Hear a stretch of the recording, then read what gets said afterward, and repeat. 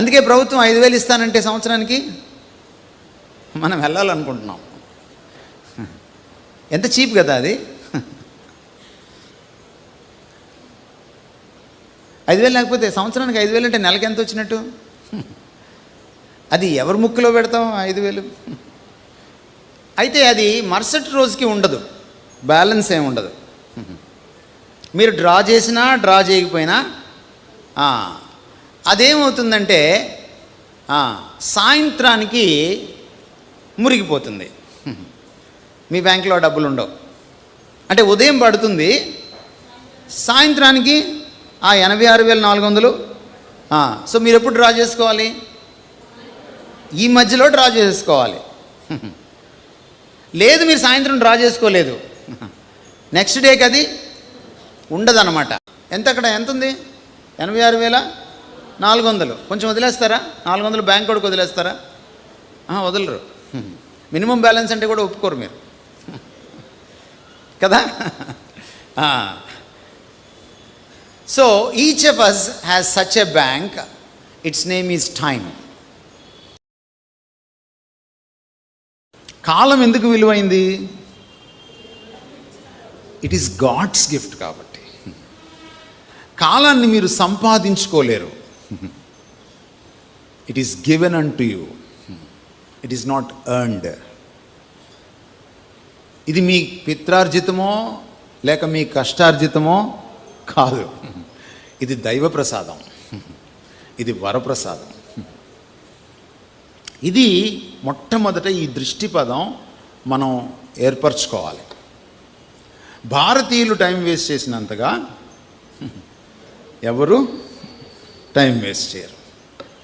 భారతీయుల్లో క్రైస్తవ భారతీయులు time waste చేసినంతగా ఎవరు టైం వేస్ట్ చేయరు. ఈ విషయం మనం సిగ్గు లేకుండా ఒప్పేసుకోవడమే మంచిది. బాగుపడతాం అందుకని అన్నమాట. అందుకని టైంని ఎలాగా వాడారు, దాని విలువ ఏమిటి అనేది మనం కొన్ని స్లైడ్స్ ఇప్పుడు చూద్దాం. ఐ రిక్వెస్ట్ అక్కడ కంట్రోల్ రూమ్లో ఉన్నవాళ్ళు దయచేసి టైం మనీ అనే ఒక పీపీటీ ఉంది, దయచేసి దాన్ని మీరు చూపించాలని నేను కోరుతున్నాను. ఎక్కడండి ఇది? Where can I see that? అక్కడుందా? ఓకే, నా ఎదురుందా? రైట్. జస్ట్ ఆ స్క్రీన్ వైపు మీరు చూడండి. మీకు టైం విలువను తెలియచేయడానికి కొంచెం క్రియేటివ్గా చేసిన స్లైడ్ ఇది. మీకు ఒక బ్యాంక్ అకౌంట్ ఉందనుకోండి. అందరికీ బ్యాంక్ అకౌంట్ ఉంది కదా ఇప్పుడు. మోడీ పుణ్యం అంట అందరికీ బ్యాంక్ అకౌంట్, ఫోన్పే వచ్చేసింది. సో ఈ బ్యాంక్ అకౌంట్ మీ జీవిత బ్యాంక్ అకౌంట్ అనుకోండి. అంటే జీవితమే బ్యాంక్ అకౌంట్ అనుకోండి, రైట్? ఇప్పుడు ఒకసారి చూద్దాం స్లైడ్. కొంచెం రన్ చేస్తారు కదా. నెక్స్ట్ నేనే రైట్.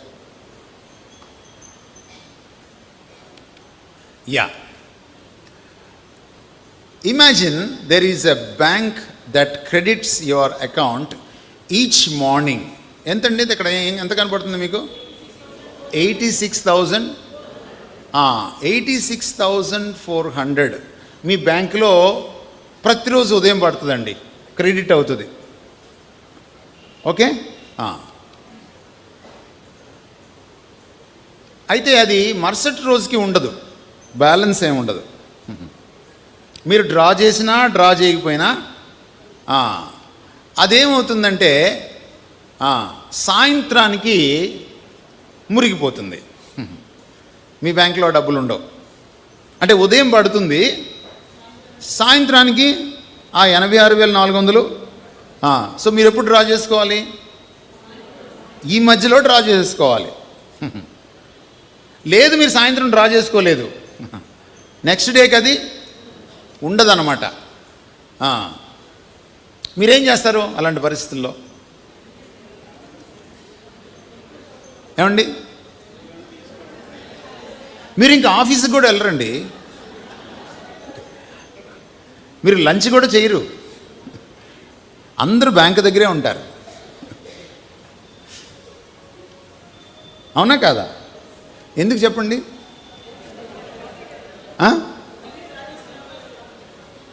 ఎందుకంటే అది మనీ కాబట్టి. పైసామే పరమాత్మ అన్నారు కదా. ఎందుకంటే ఇంకా చెప్పుకోవాలంటే మీకు డబ్బులంటే విలువ కాబట్టి. మీరు డబ్బులకి ఇచ్చిన విలువ భార్యకి కూడా ఇవ్వరు కాబట్టి, భర్తకు కూడా ఇవ్వరు కాబట్టి.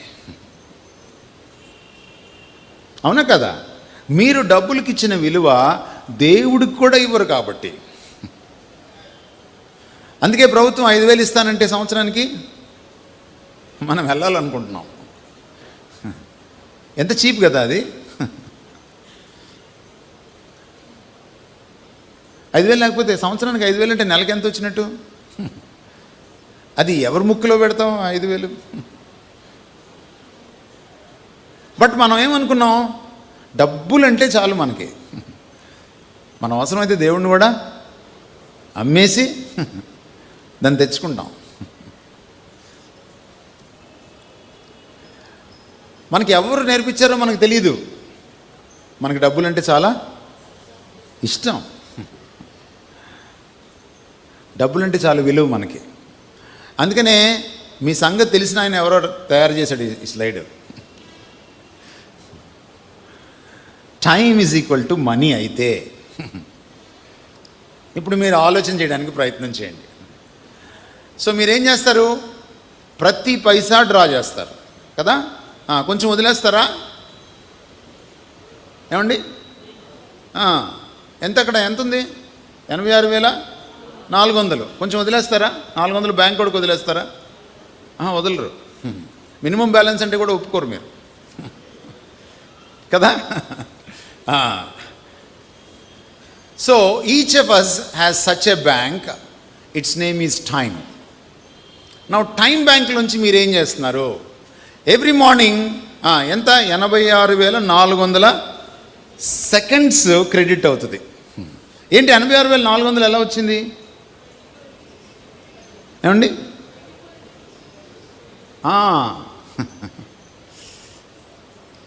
24 గంటలు కదా. గంటకి ఎన్ని నిమిషాలు? 60 నిమిషాలు. అంటే 24 × 60. నిమిషానికి ఎన్ని సెకండ్లు? 60. అంటే 24 × 60 × 60. మీరు లెక్కేసి చూసుకోండి, 86,400 అనమాట.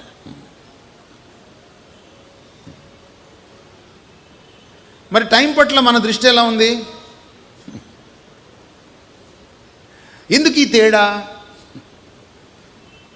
You value money but you don't value time. మీకు ఇంకో విషయం చెప్పాలి ఇక్కడ. మనీని మీరు సృష్టించుకున్నారు, కానీ టైంని దేవుడు సృష్టించాడు. మనీ పోతే మళ్ళీ తిరిగి సంపాదించుకోవచ్చు, టైం పోతే చచ్చినా సంపాదించుకోలేవు, సావాల్సిందే తప్ప. Which is more precious? Time. కానీ దేనికి ఎక్కువ పెద్ద పెట్టేస్తాం ఏమండి? మనం టు సేవ్ టైం మనం కొంచెం ముందుకెళ్దాం. There is no going back, there is no drawing against tomorrow. వెనక్కి వెళ్ళి ఆ 86, అరే నిన్న సాయంత్రం మర్చిపోయానే 86,400 పోయినాయే అని డ్రా చేసుకోవడానికి కుదరదు. అలాగని ఈరోజే రేపటి గురించి కూడా వెళ్ళి రేపటిది కూడా ఇప్పుడే డ్రా చేసుకుంటాను సార్, రేపు నేను ఊరు వెళ్తున్నాను బ్యాంకుకి రాలేను అనడానికి లేదు కదా. You must live in the present on today's deposit. ఈరోజు 86,400 సెకండ్లనే నువ్వు ఉపయోగించుకొని సద్వినియోగం చేసుకొని జీవించాలి. అందుకని యేసుప్రభు ఏమన్నారు? ఏనాటికి ఈడు ఆనాటికి చాలు, ఏనాటి మేలు కూడా ఆనాటికి చాలు. రేపటిది నువ్వు ఈరోజు డ్రా చేసుకోలేవు, నిన్నటిది ఈరోజు నువ్వు డ్రా చేసుకోలేవు. ఓకే. సో ఏం చేయాలి? మనం పెట్టుబడిగా పెట్టాలి. డ్రా చేసి ఏం చేయాలి? పెట్టుబడికి తగులుబడికి ఏంటి తేడా? యేసుప్రభు లూకాసు వార్తలో తగులుబడి అని ఒకసారి అన్నాడు, గుర్తుందా మీకు? శిష్యరికం గురించి చెప్తూ, ఒకడు ఇల్లు కట్టాలంటే ఏం చూసుకుంటాడు? మొదట తగులుబడి చూసుకుంటాడు అన్నాడు. తగులుబడి అంటే ఖర్చు పెట్టేస్తే ఇంక రాదన్నమాట. ఇంకా తగలబడిపోయింది అనమాట అది. దాన్ని అందుకే తగులుబడి అన్నారు. అర్థమైందండి? చైతన్యం వచ్చింది కదా, తెలుగు మీకు నేర్పించాల్సి వస్తుంది. ఏం చేస్తాం? పెట్టుబడి అంటే పెడితే మళ్ళీ వస్తుంది. ఈరోజు ప్రశ్న ఏమిటంటే ఈ సెమినార్లో, మీ టైము తగలబడిపోతుందా లేక పెట్టుబడిగా ఉంటుందా? Let me tell you one thing. మీరు ఇక్కడ ఏది ఇన్వెస్ట్ చేస్తారో దేవుని యొక్క స్పృహలో, అది రేపొద్దున దాని యొక్క ఫలితాలు, దాని యొక్క రిటర్న్స్ అంటాం కదా, ఆ పెట్టుబడి పెడితే ఏమొస్తుంది? మనకి లాభం వస్తుంది కదా. ఈ లాభాలన్నీ ఎక్కడికి వస్తారు తెలుసా మీరు? ఆ టైమ్లెస్ వరల్డ్లోకి వస్తారు. టైం ఎందుకు చాలా ప్రెషస్ అయింది అంటే అండి, not only it is God's gift, but also if you invest it, you can reap the results. ఆ లాభాల్ని నువ్వు శాశ్వత కాలంలో కొయ్యొచ్చు. అంటే అశాశ్వత కాలంలో తమరు పెట్టే పెట్టుబడి శాశ్వతమైనటువంటి రిజల్ట్స్ని, లాభాలని ఇస్తుంది. కానీ మనం ఎక్కడ పెట్టుబడి ఎక్కువసార్లు పెడతాం? మళ్ళీ పోగొట్టుకుండే లాభాల్లోనే పెడతాం మనం. మొన్న ఈ కోడి పందాలు జరిగాయి కదా. ఓ పందెం గెలవంగానే ఏం చేస్తాడు వీడు? తీసుకెళ్ళి మళ్ళీ రెండో పందెంలో పెడతాడు. రెండో పందెంలో రాగానే ఏం చేస్తాడు? మూడో పందెంలో పెడతాడు. ముచ్చటగా మునిగిపోతాడు. అంతే. ఇక్కడ పెట్టుబడే కాదు, వచ్చే రాబడి కూడా తగులబడిపోతుంది ఒక రోజున. పంచభూతాలు మహావేంద్రంతో కరిగిపోవను ఆయన వచ్చినప్పుడు. మీరు ఆయన కోసం ఇక్కడ ఈ అశాశ్వత కాలాన్ని కానీ పెట్టుబడిగా పెడితే, అది మీకు అద్భుతమైన రాబడిని, శాశ్వతమైన రాబడిని, అది మీతోటే ఉంటుంది ఇంకంతే. For ever with you. దీన్ని బట్టి మీకు అక్కడ రివార్డ్స్, అవార్డ్స్. కానీ మనం చాలాసార్లు ఇక్కడ అవార్డ్స్, రివార్డ్స్ కోసం పాకులాడతాం. మన దృష్టి పదం మారాలి. The way we think about time and this world and this life మనం మారాలి. ఏమండి, మనం కొంచెం ముందుకెళ్దాం. So clock is running, so make the most of today. ఏమిటి పాఠం అంటే, 86,400 సెకండ్లు అయిపోకముందే దాన్ని మీరేం చేయాలంటే పెట్టుబడిగా మార్చుకోవాలి. Every second counts. రైట్. సమయం విలువ తెలియడానికి మీకు ఈ పొయటిక్ లైన్స్ చూపిస్తున్నాను. మీరు మనసులో రాసుకోండి, ఎందుకంటే ఇంత ఫాస్ట్గా మీరు రాసుకోలేరు, బట్ మనసులో ముద్రించుకోండి. చాలామంది భారతీయులకి, ముఖ్యంగా భారతీయ క్రైస్తవులకి సమయం విలువ తెలియదు. కాబట్టే ఇది మీరు చదివి తీరాలి ఖచ్చితంగా. ఒక సంవత్సరం విలువ తెలియాలంటే ఏం చేయాలంటేనంట, ఒక సంవత్సరం విలువ తెలియాలంటే ఏం చేయాలి?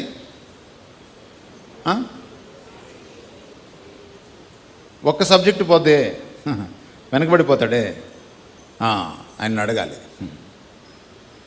ఒక సంవత్సరం విలువ, లేకపోతే మనకి నీట్లోనే ఎంసెట్లోనే ర్యాంక్ రాక ఒక 1 ఇయర్ వేస్ట్ అయిపోద్దే, వాళ్ళని అడగాలి.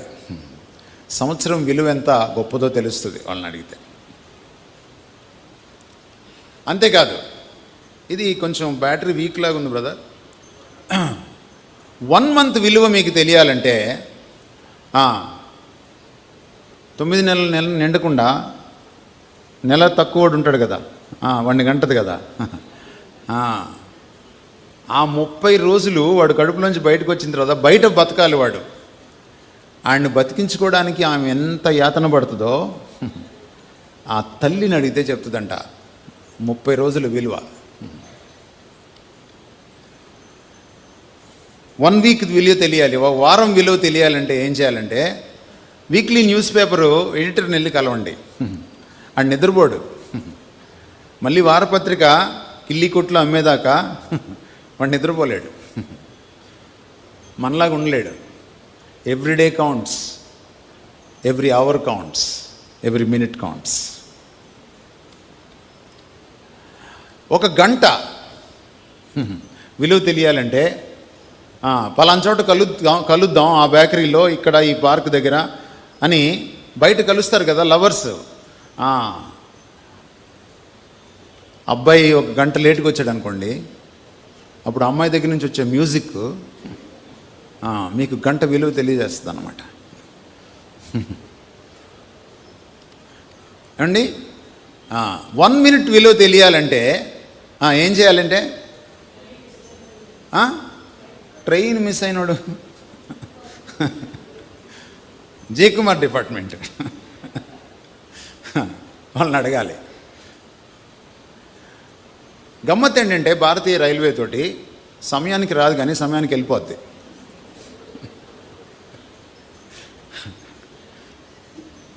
So thanks to the railways department, వాళ్ళు కూడా మనకు సమయం విలువ తెలియజేస్తున్నారు. 1 second విలువ తెలియాలంటే ఏం చేయాలి? త్రుటిలో యాక్సిడెంట్ తప్పుతుంది 1 secondలో. వాడిని అడిగితే గుండె మీద చేసుకొని అమ్మో అంటాడనమాట.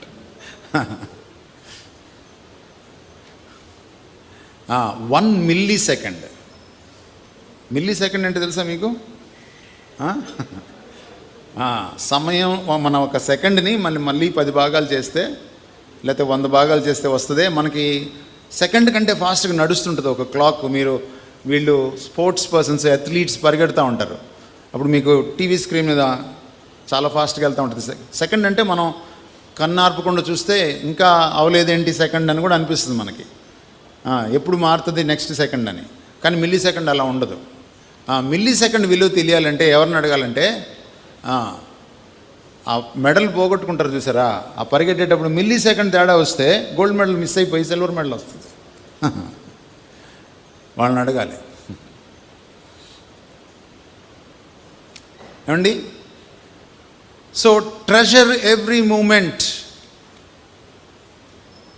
Yesterday is history, you can't change it. నిన్న గతించిపోయిన చరిత్ర, దాన్ని నువ్వు మార్చలేవు. టుమారో ఈజ్ ఎ మిస్టరీ, అదేంటో నీకు తెలియదు. రేపేంటో ఏం జరుగుతుందో నీకు తెలియదు. అందుకని రేపు అక్కడికి వెళ్తాను, ఎల్లుండి ఇక్కడికి వెళ్తాను అనొద్దు అన్నాడు యాకోబు. దేవుని చిత్తమైతే అనండి అన్నాడు. ఎందుకంటే అది మిస్టరీ. హిస్టరీని మార్చలేవు, మిస్టరీని తెలుసుకోలేవు. మరి టుడే ఏంటి? What is today? Today is a gift. 86,400 సెకండ్లు ఏంటి? దేవుడిచ్చిన వరం. అందుకే టుడే ఏమంటారు ఇంగ్లీష్లో? ప్రజెంట్ అంటే ఏంటి? గిఫ్ట్. అందుకని ప్రజెంట్ని ఏమంటాం మనం? గిఫ్ట్కి పర్యాయ పదంగా వాడతాం. That is why it's called present. So ఎవరైతే ఈ ప్రజెంట్ని, ఈ గిఫ్ట్ ఆఫ్ గాడ్ని అద్భుతంగా సద్వినియోగం చేసుకుంటారో వాళ్ళు చరిత్ర గతులు మారుస్తారు. వాళ్ళు భవిష్యత్తుకి బంగారు బాట వేసుకుంటారు. వారు రాబోయే తరాలకి ఒక మార్గదర్శకం అవుతారు. ఇదే పౌలు చెప్తున్నాడు ఎఫెసీ పత్రిక 5:15లో. సమయమును పోనీయక సద్వినియోగం చేసుకోండి. నిన్నటిని సద్వినియోగం చేసుకోలేవు ఈరోజు, రేపటిని సద్వినియోగం చేసుకోలేవు ఈరోజు, బట్ ఈరోజే సద్వినియోగం చేసుకోవాలి. Time is so valuable for 2 reasons. ఒకటి, దేవుడు దాన్ని నీకు వరప్రసాదంగా ఇచ్చాడు.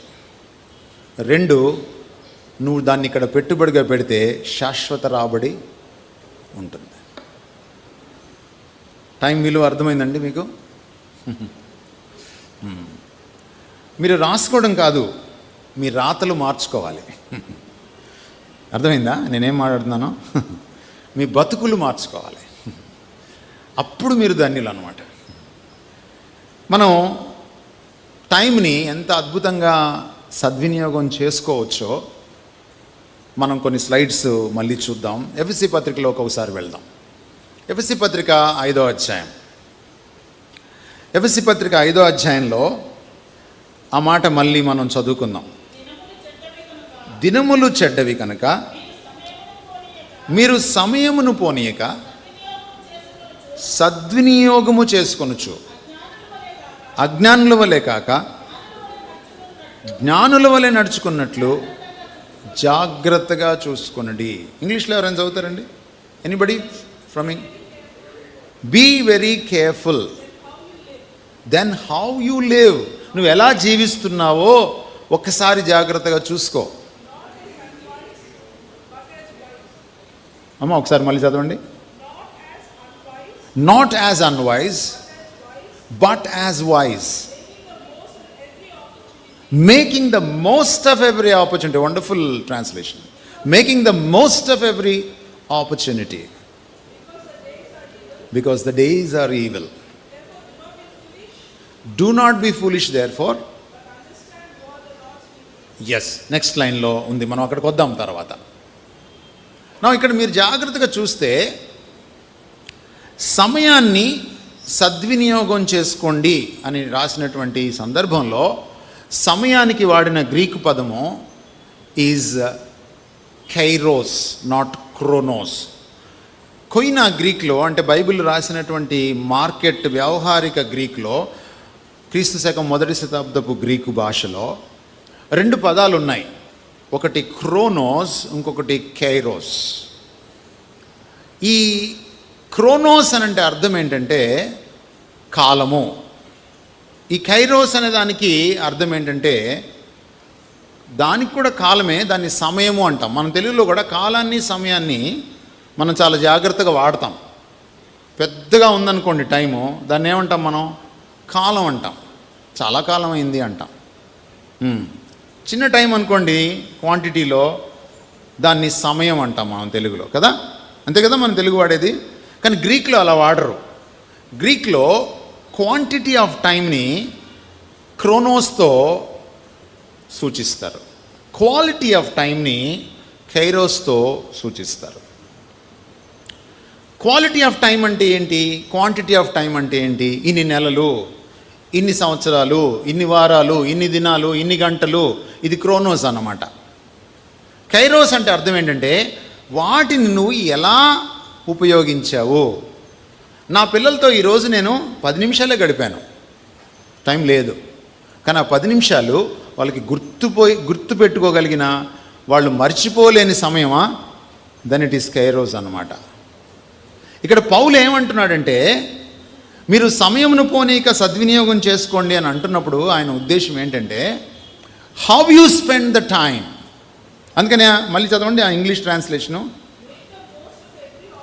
Make the most of every opportunity. స్టార్టింగ్లో ఏముంది చూడండి, ఇందాక మీరు చదివింది. Be very careful how you live, which means how you spend time in your life. The how part of it, the how part of the time. కాలాన్ని నువ్వు ఎలాగా ఉపయోగిస్తున్నావు, that's it. ఎంతకాలము, దానికంటే కూడా ఎలా వెచ్చించావు,